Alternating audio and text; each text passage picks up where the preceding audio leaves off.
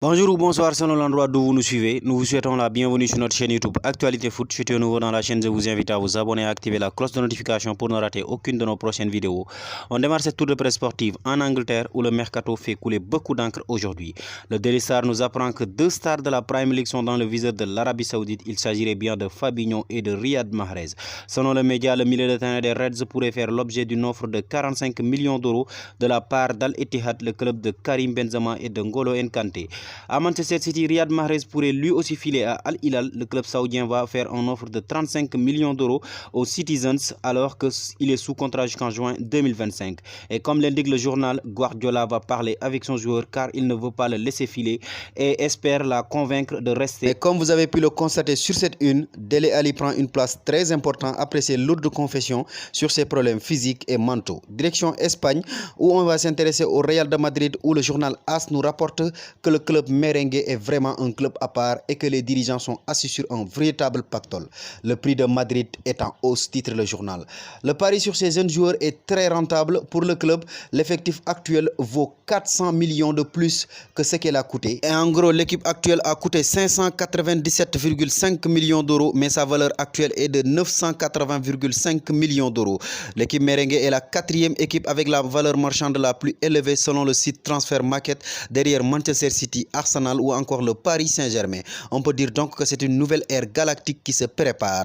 En Catalogne, le Barcelone a présenté sa dernière recrue il y a de cela quelques heures et il s'agit bien de Íñigo Martínez et comme le rapporte Sport sur sa une, l'objectif du défenseur est clair, il est vraiment ici pour gagner. Mais le quotidien nous a aussi donné des informations mercato. Selon le journal, la Juve fait pression pour signer Franck Kessié qui n'a jamais su s'imposer en Catalogne. Et il ne sera pas retenu par les Blaugrana qui espèrent conclure le transaction pour Aurélien Romeu. Le journal nous fait comprendre aussi que l'avenir de Clément Langlais est en stand-by après son retour de prêt de Tottenham. Mundo Deportivo nous apprend sur ses pages intérieures que le FC Barcelone et le PSG se livrent une bataille sans merci pour une pépite brésilienne du nom de Messinho qui évolue à Palmeiras. Selon le journal catalan, le PSG a déjà formulé une offre de 50 millions d'euros pour s'offrir le crack brésilien, sauf que le joueur de 24 ans ne rêve que du FC Barcelone.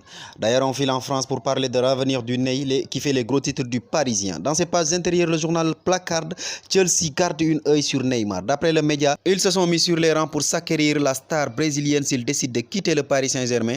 Reste à connaître la position des dirigeants du PSG. Sous contrat jusqu'en juin 2027, il a été à plusieurs reprises poussé vers la sortie, sauf que l'arrivée de Luis Enrique et le départ potentiel de Kylian Mbappé sembleraient avoir changé la donne.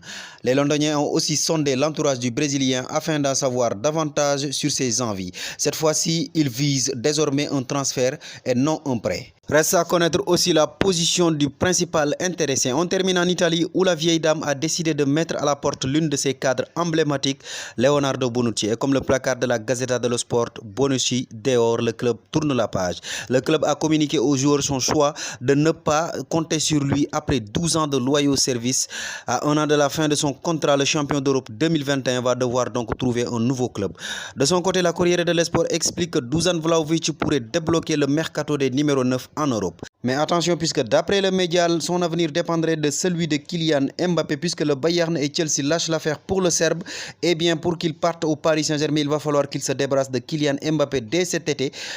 Et le journal nous fait aussi comprendre que ce sont des jours très décisifs pour Kylian Mbappé qui ne renouvellera pas.